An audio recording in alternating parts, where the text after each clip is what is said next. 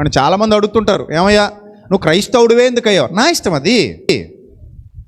నువ్వు క్రైస్తవ్యాన్ని ఎందుకు ఎంచుకున్నావు? That is my wish. అది నా ఇష్టం. అది నేను స్వేచ్ఛ కలిగిన వాడిని. నాకు క్రైస్తవ్యంలో క్రీస్తులో సుగుణాలు కనబడ్డాయి. ఆయన ద్వారా మాత్రమే రక్షణ ఉందని నేను బలంగా నమ్ముతున్నాను. ఆయన పరిశుద్ధుడు, పవిత్రుడు కనుక ఆయనే నన్ను నిత్య జీవానికి చేర్చగలడని విశ్వసించాను. కనుక నేను చావు వరకు క్రీస్తులోనే ఉండాలని డిసైడ్ అయిపోయాను. చావు వరకు క్రీస్తులోనే ఉంటాను.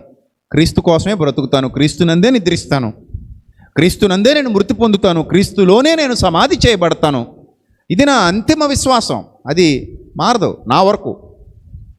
అది మీకు అభ్యంతరకరంగా నేను ఉండనంత వరకు, మిమ్మల్ని నేను హింసించినంత వరకు, మిమ్మల్ని నేను దూషించినంత వరకు నా విశ్వాసాన్ని అగౌరవపరిచే హక్కు ఇక్కడే కాదు, ప్రపంచంలో ఎవరికి లేదు.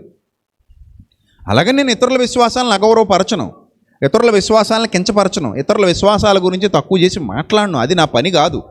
నాది క్రైస్తవ్యం, నా ఇష్టం. నేను క్రైస్తవుని అంతే. నేను ధైర్యంగా చెప్తాను, నేను క్రైస్తవుని, ఐఎమ్ ఏ క్రిస్టియన్. నేను క్రైస్తవుడిగా విశ్వసించి, క్రీస్తుని విశ్వసించి క్రీస్తు కోసం బ్రతుకుతున్నాను. చావు వరకు బ్రతుకుతాను. ఆయన కోసం బ్రతుకుతూనే చచ్చిపోతాను. నేను చెప్తున్నానుగా, క్రీస్తునందే నిద్రించాలన్నది నా యొక్క సంకల్పం. క్రీస్తులోనే మృతి చెందాలన్నది నా ఆలోచన. నేను ఎంతకాలం ఈ భూమి మీద దేవుడు నాకు ఆయుష్ ఇచ్చాడో నాకు తెలీదు.